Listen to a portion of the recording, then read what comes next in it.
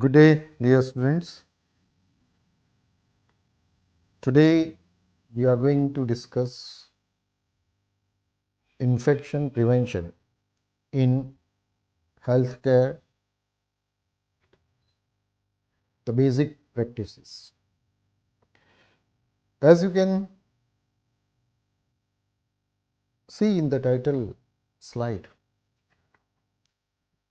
you are being shown a ICU, or I would say a hospital ward, which is an indication that we are discussing about something related to healthcare institutes.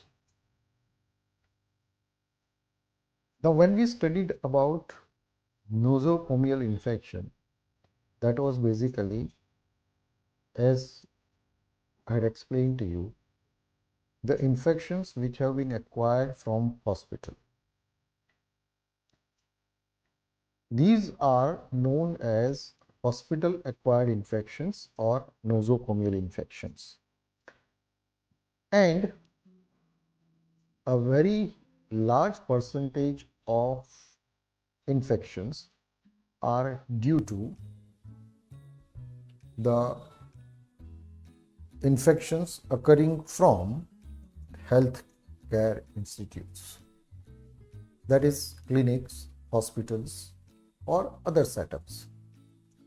So we want to prevent those things because it unnecessarily prolongs the stay of the patient in the hospital. He suffers agony, pain, as well as there is also a huge financial burden occurring to the patient. And therefore, none of these things are desirable. Hence, utmost care has to be taken to prevent infections which occurs from healthcare institutes. What are the basic practices which one should follow to prevent such infections? So that is our topic of discussion. Nurse's role in infection control. This will be our coming lecture, that is next lecture, that we are going to discuss these things in detail. But the three basic important roles which nursing personnelists, or for that matter any person associated working in hospital associated with the healthcare practices should follow. First one, correct sterilization, disinfection and sterilization procedures.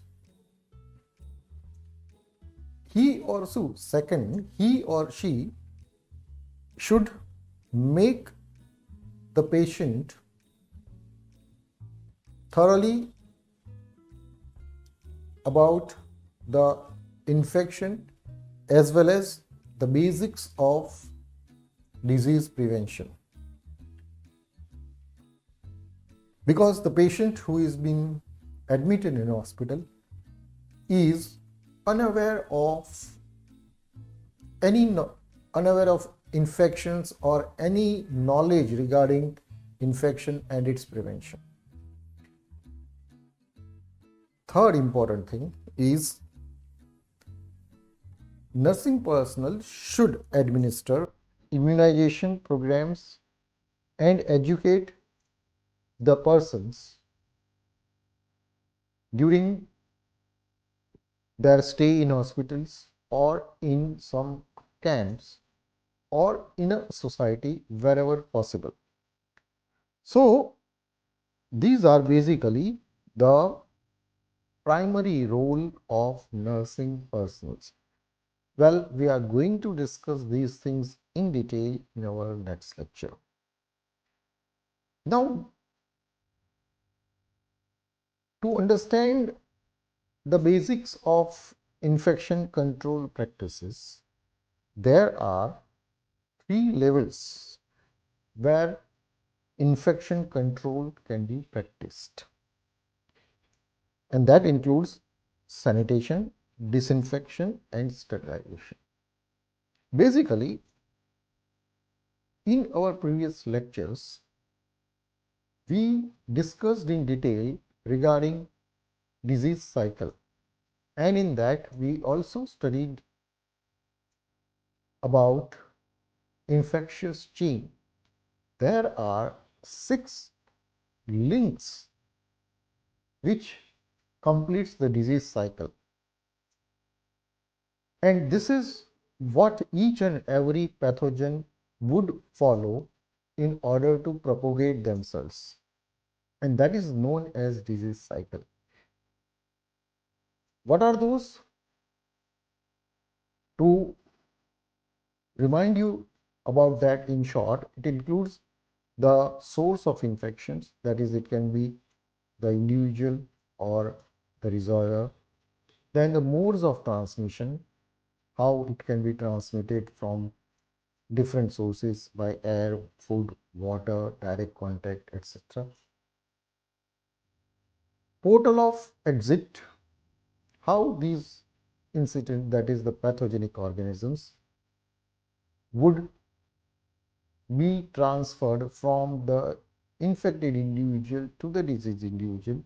So portal of exit, then portal of entry, and ultimately this also includes other environmental factors as well as the host resistance. Now, if we break any link in this cycle, in this chain, naturally the infections can be brought under control. And during epidemic, like as we have suffered in the past 2.5 years regarding coronavirus, if this chain is broken, any of these link is broken, then the disease or this pandemic disease can be brought into control. So what are these 3 levels of infection control as far as hospital practices are concerned, as far as the control of infection in hospital can be done? First, as I have told you, is sanitation. So what is sanitation? Sanitation is, in general, you can say, good hygienic practices. Cleaning and scrubbing of instruments, that is, you can say, washing them properly, scrubbing them properly so as to remove any dirt from these instruments or equipments, and any contamination has to be disposed of. It is to be removed, and this contaminant includes microorganisms. So that is sanitation. Second one is disinfection. The second level, which is used on instruments and equipments, is to be disinfected. All instruments and equipments which comes in contact with the intact mucous membrane have to be disinfected. Disinfectants are very many, and one can use any one of them which is able to kill the microorganism but should not injure the host if at all it comes in contact with it. Normally, disinfection is the word which we use to sanitize non-living materials, including instruments, equipments, as well as the environment, like say floors, and the scrubbing of, or I would say washing and disinfecting the environment with window panels and other things. Next, third in line is sterilization. What is sterilization? as the definition runs, it is a complete destruction of any kind of life, including microorganisms like bacteria, fungi, virus, and even spores. So, getting rid of any form of life from that equipment, instrument is known as sterilization. We are getting rid of microorganisms in the vicinity of that particular instrument. So, here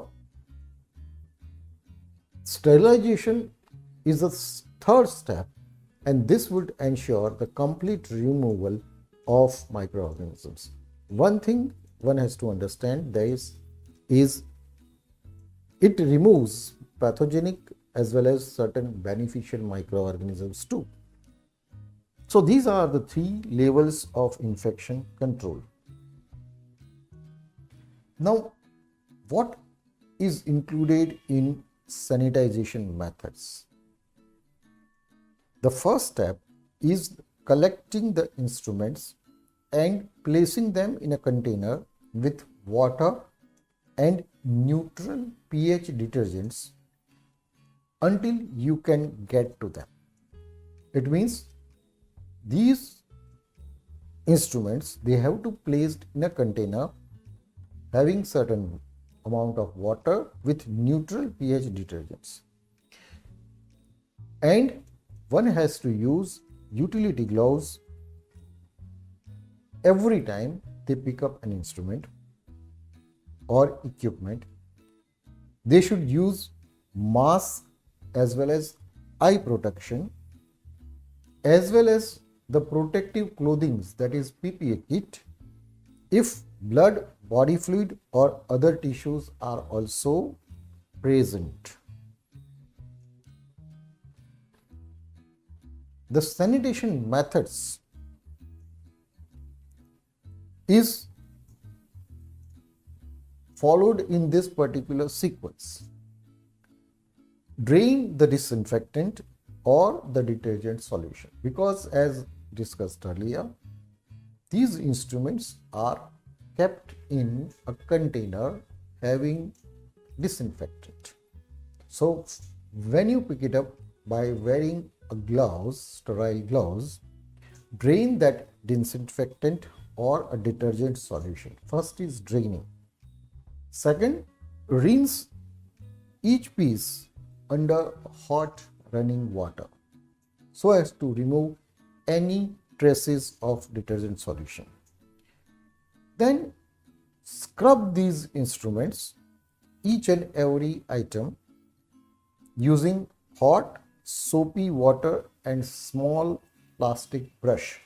So scrubbing has to be very thorough from every nooks and corners of the instrument, because that is the place where, if at all there is a contamination, the detergents or the scrubbing may not be able to reach to that site. So you have to take care that scrubbing has to be exclusive or very thorough.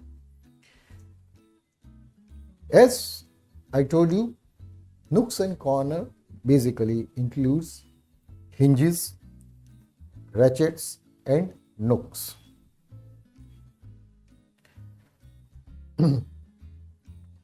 Then in sanitation, we also used to have, or we should have, standard precautions to all patients. All patients have to be applied with certain standard precautions, regardless of their diagnosis, and to all contaminated equipments and materials. No patient, no disease, no infection should be taken lightly. So, standard precautions have to be applied to all patients regardless of their diagnosis of the disease. And another one is the use judgment in determining which protective barriers are necessary. So that is what we call a common sense. So, our experienced or well-read nursing staff or the staff associated with the healthcare practices, including physicians and doctors, should use judgment in determining which protective barriers are necessary for prevention of infections. Next comes sanitization methods. In this, as we should do, what we should do is rinse instruments individually and place each one of them on a clean towel, followed by rolling all instruments in the towel to remove moisture. And these instruments are either placed in trays or bins for storage, or they should be wrapped for sterilization. They should be stored in a clean container, either in trays or in bins, till they are to be taken for sterilization. And whenever they are to be taken for sterilization, they should be wrapped in wrapping paper. Now coming to disinfections. Here, one has to wear gloves when handling the instruments. Disinfection solution must cover every surface, and disinfection is used if instruments does not penetrate a patient's skin or mucous membrane. Normally, as I have discussed or told you just now, that disinfection is normally carried out for non-living materials. But if it does not penetrate patient's skin or mucous membranes, then that disinfections can also be used for human beings. Examples are animal wares, endotracheal tubes, glasswares, or laryngoscopes and nasal spatula. All these instruments can be disinfected before its use, because if these instruments should be taken care of and can be disinfected by using some chemicals, disinfections, as long as it does not penetrate the patient's skin or mucous membranes. Now, during standard precautions, one should use, first is a proper hands hygiene, and the second one is use of personal protective equipments, PPE, personal protective equipments. Personal protective equipments includes gloves, gowns, that is aprons, masks, eye protection, as well as field shield, that is face shield, which covers the entire face. And even if a person is wearing a mask, it is preferable for healthcare workers to use shield for preventing respiratory droplet transmission.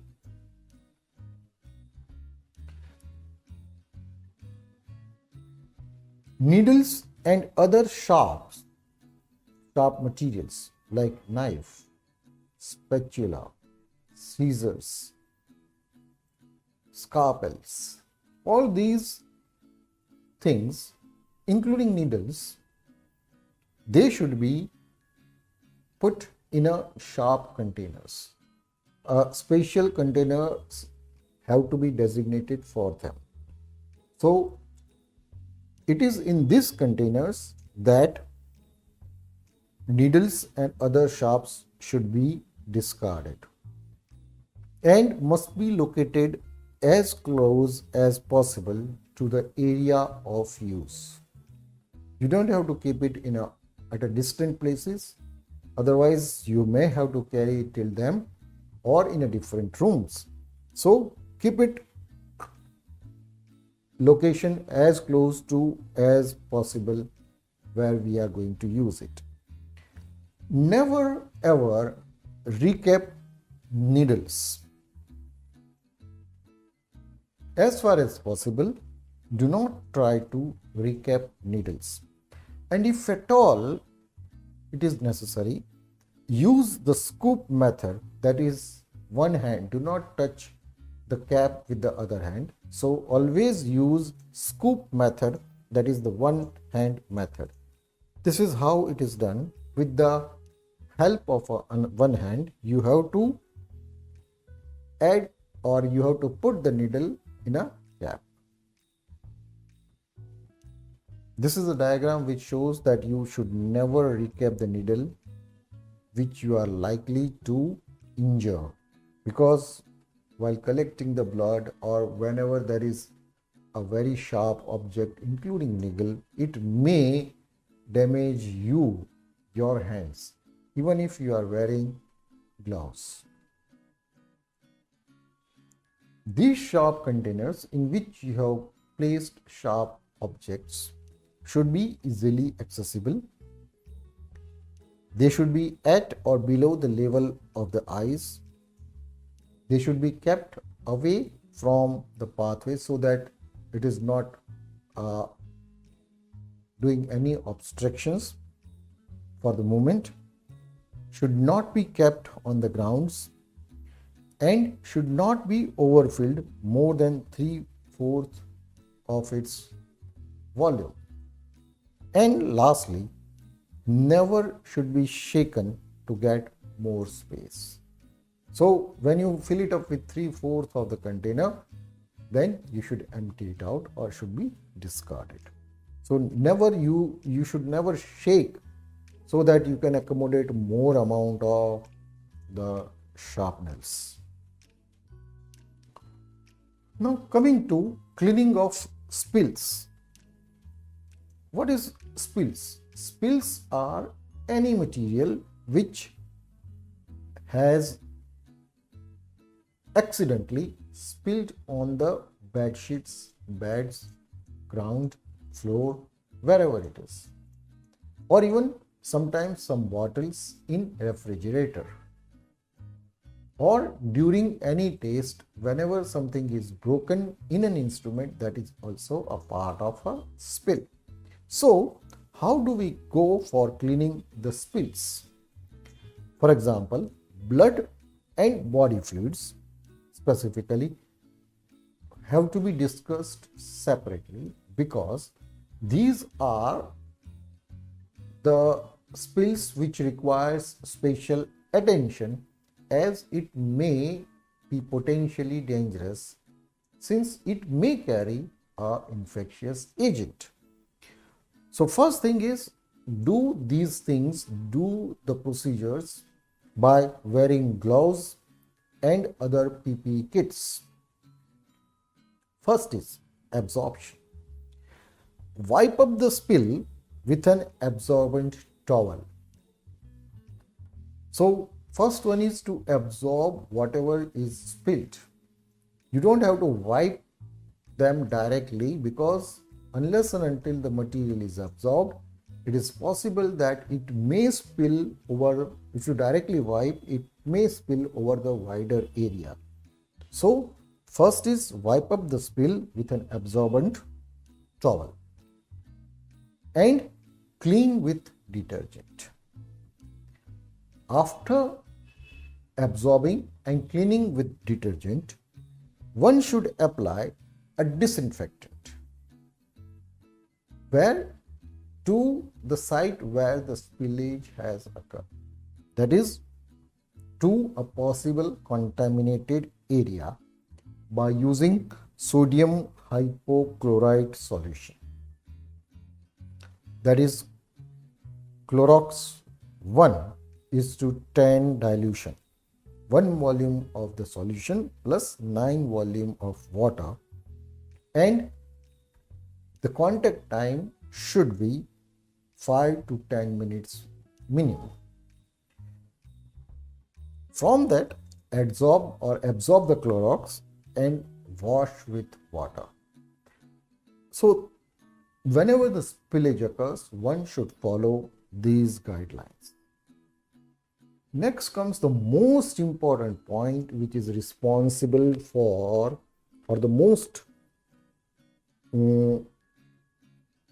primary point which is responsible for the spread of infection in hospital is through hands, contaminated hands.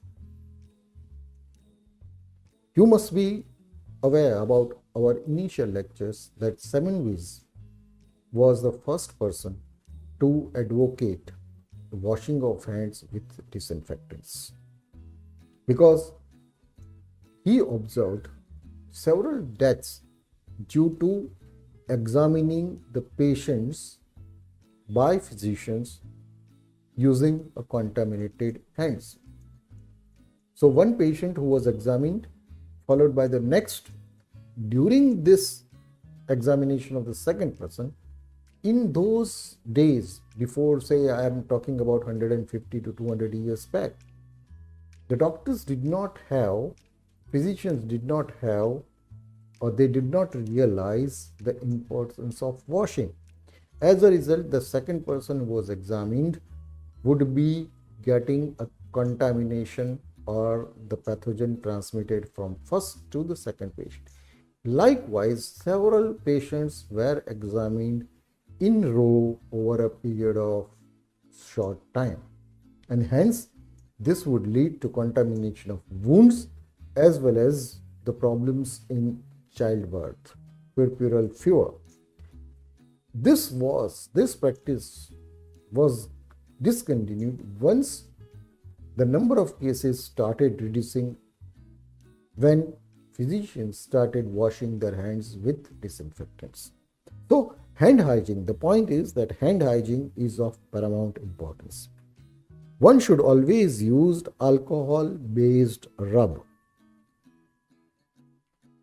Always remember that use of gloves does not replace hand washing. This is a very important thing. You may use the gloves thinking that you do not require a hand washing. That is entirely a wrong concept, because of a primary important mantra, that is, use of gloves does not replace hand washing. So hand washing is first and primary important thing. Another thing is, these gloves which are being used must be changed in between patients. From patient to patient, the gloves have to be changed before examination. Now, the question arises, when to wash your hands? First, if the hands are visibly dirty, it needs washing your hands. Second, soiled hands with blood or body fluids. Your hands, if they are soiled, if they are having any contamination with blood or the body fluid of suspected patient. And the third is, after contact with blood, body fluids or secretions or even mucous membranes. So, hands, if they are soiled, they are to be washed, but even if you touch and the hands are not soiled, but if you touch any of these secretions, body fluids, blood or mucous membranes of an infected patient, it calls for hand washing. Next is, after contact with intact or non-intact skin. It means even if you are examining an intact skin which may not show any wounds or any infections, But since you have touched that skin, there can be a presence of normal flora on the skin which may act as an opportunist pathogen in the next patient. So, after contact with intact skin or a non-intact skin, your hands must be washed. Next is after handling items which are potentially contaminated, that is the equipments which are there in the hospital setup.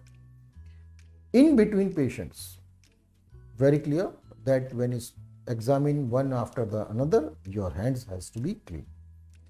After removing the gloves, once you are done with your work, when you remove the gloves, you have to wash your hands. And last but not least is after using the bathroom, one has to wash their hands. It should be used.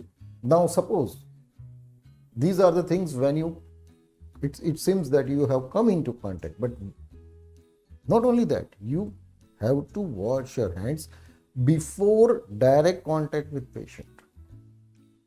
Before direct contact, before donning gloves, means before using the sterile gloves, before wearing the sterile gloves on your hands have to be washed.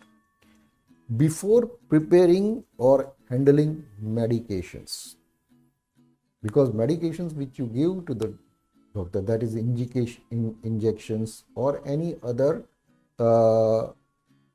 sterile equipments which you put it in patient's body. So before preparing or handling medications. And last but not the least is before handling clean dressings. These are the things which have to be taken into considerations whenever you wash hands. In short, forget about each and every rules and regulations, forget about each of these conditions. The most important and one thing that is to be remembered is wash your hands frequently as and when necessary. Now next is when to use alcohol based hand rub. What are rubs? Rubs are something which are to be rubbed on the skin surface, on the palm, in the hands. So you take few drops, few ml of that solution and you have to rub them thoroughly on the palm, on the forearm here, in the interspaces of your fingers as well as your thumbs. So you can use alcohol based hand rubs. First, if the hands are thoroughly cleaned, they are not soiled, then you can go for using the alcohol based rubs. So remember that your hands are not visibly soiled. If a physician in his hurry, then and it seems that his hands are not soiled by anything that is in the beginning of the day or wherever it is, then they can directly, without washing, they have to use the alcohol based rubs and thoroughly use it over the entire surface of the hand. This can be done if the hands are visibly soiled, that is contaminated, and then they are washed. After they are washed, you have to use alcohol based rubs. Now coming to PPE, that is personal protective equipments. As the name indicates, PPE stands for personal protective equipments, means they are concerned with the person of that individual. That individual personal body parts have to be covered, and that mainly includes first gloves, second eye shields, that includes goggles or the glass shields, it includes mask, as well as it includes the apron or the gown. So gloves donning and removal, other PP kit donning and removal. Donning means wearing or using that, preparing yourself while using the gloves. Donning and removal of N95 mask. Now the next is transmission based precautions. What transmission based precautions have to be used? These things are used in addition to standard precautions for the specified patients. This is additional, remember. The basic procedures are always there. But in addition to that, you have to use these transmission based precautions in addition to standard precautions.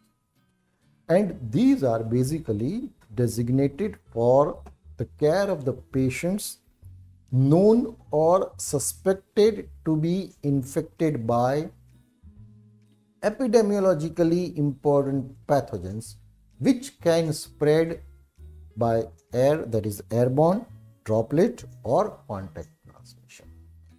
The best example is the prevalent epidemiological disease of coronavirus.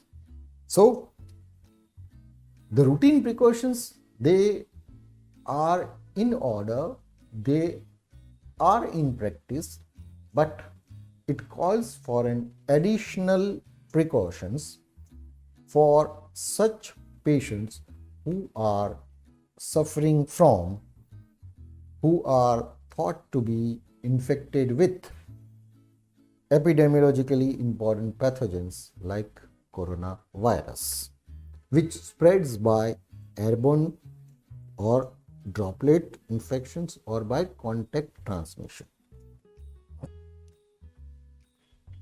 Now you may think, what kind of droplet precautions are necessary?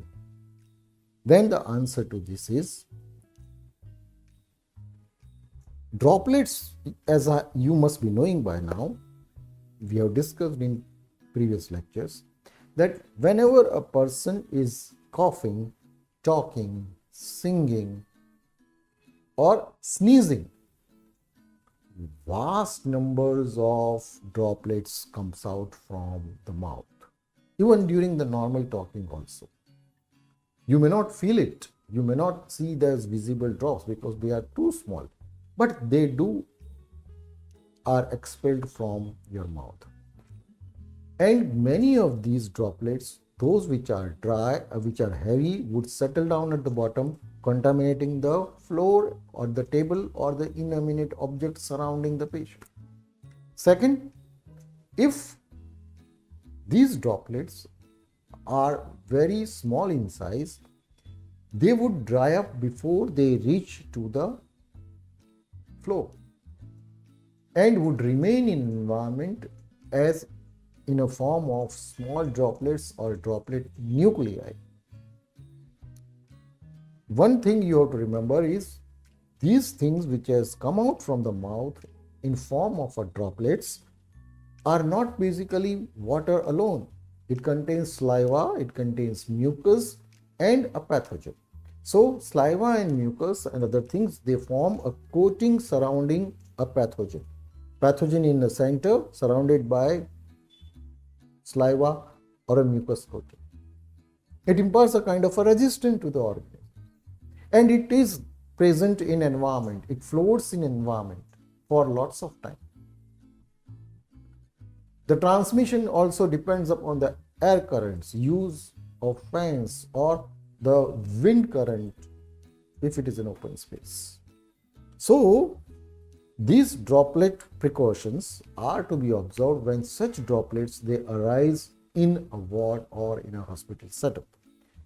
For example, these things are to be understood when you are dealing with pertussis, influenza, meningococcus meningitis, as well as the coronavirus.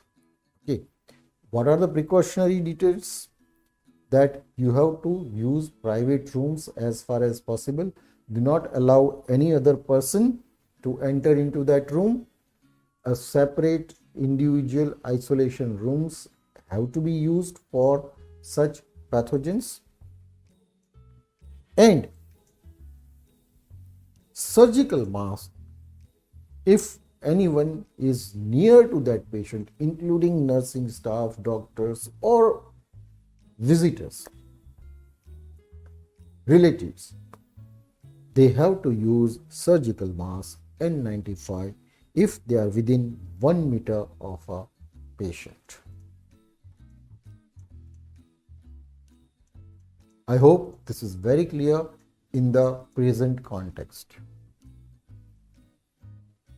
Another important thing in prevention of infection in hospital environment is the segregation of waste.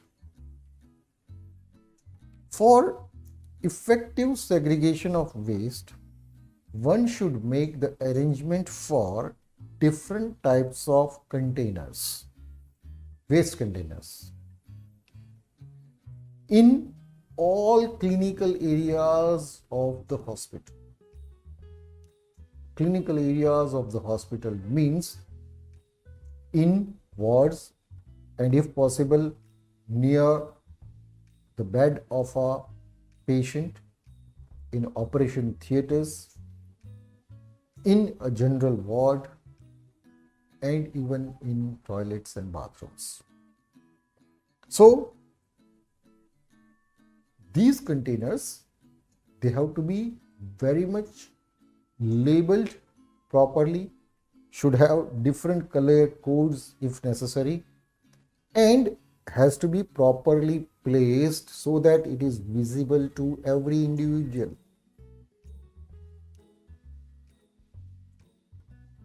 And the staff, persons associated, should be briefed, should be educated to use different containers for different kinds of waste.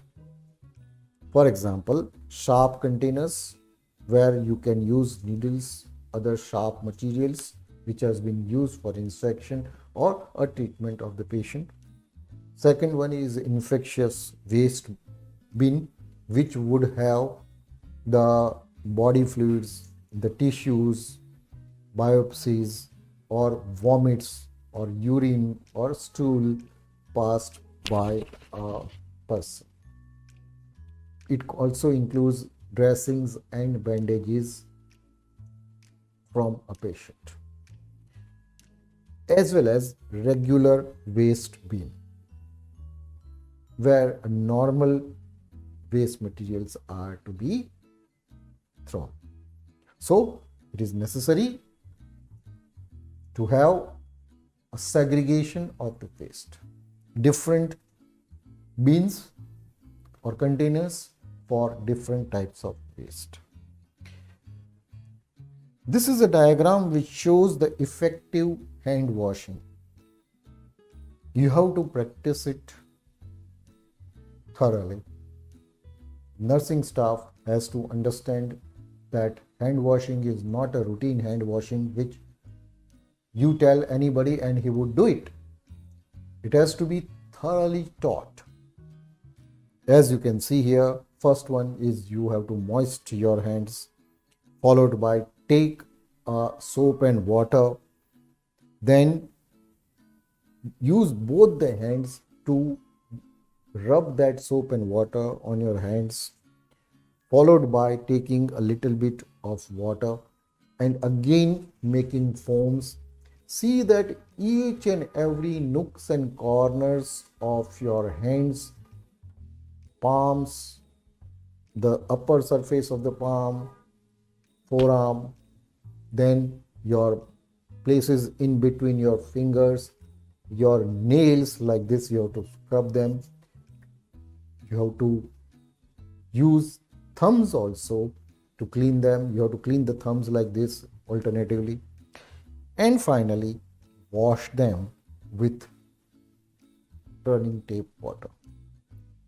Finally, use clean towels to clean your hands, or even you can use a special instrument where a hot air flow will be there and you can dry your hands. So this is how effective hand washing is to be done. Remember, never forget, simple washing would save many lives. And this has been going on since centuries, since the time of Ignaz Semmelweis. As I have told you the story, till now it is to be practiced.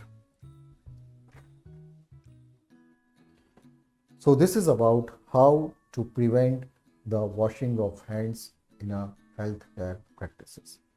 For this PowerPoint presentations, I am highly thankful to the program created for schedule of training modules at Travancore Medical College as a part of infection control program organized by Infection Control, and this was created by Dr. T.V. Rao for benefits of nursing staff in healthcare. I highly acknowledge these use of the PowerPoint presentations. So thank you very much.